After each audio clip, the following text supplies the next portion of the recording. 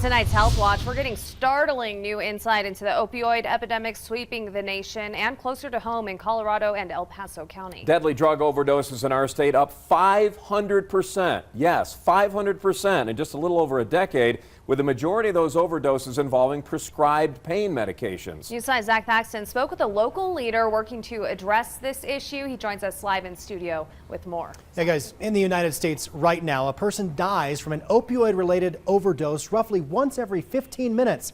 The Community Health Partnership says there are simple things we can all do to bring those numbers down, but admits the problem is systemic and touches every community nationwide and here at home. A lot of people tend to think, well, it's not in my backyard.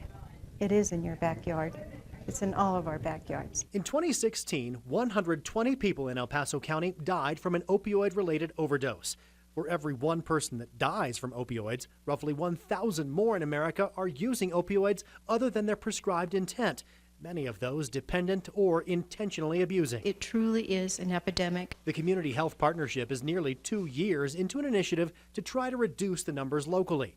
Monday, they briefed City Council, some of whom have personal experience with the problem. My 35-year-old nephew died of opioid, overdose. Take a look at these troubling trends. In 2016, 767 opioid prescriptions were written per 1,000 residents in El Paso County. That's nearly 538,000 total prescriptions.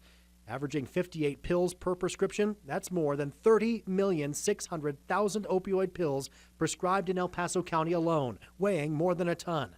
From 2002 to 2014, the statewide drug overdose death rate rose an astonishing 500%, with prescription opioid overdoses outnumbering cocaine and heroin combined.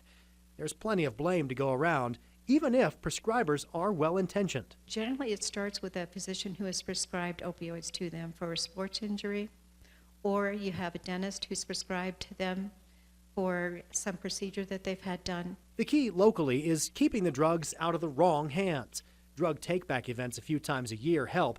CHP says more is needed. This underscores how important it is for people to safely store their medications and to dispose of them properly. Get this, more than half of non-medical users of opioids get them for free from a friend or relative who at some point had a prescription. The Community Health Partnership wants more medication take-back permanent drop-off boxes. Currently, there are only 6 scattered across all of El Paso County and none on Colorado Springs' southeast side. Robin Elizabeth. Disturbing numbers. Zach, thank you.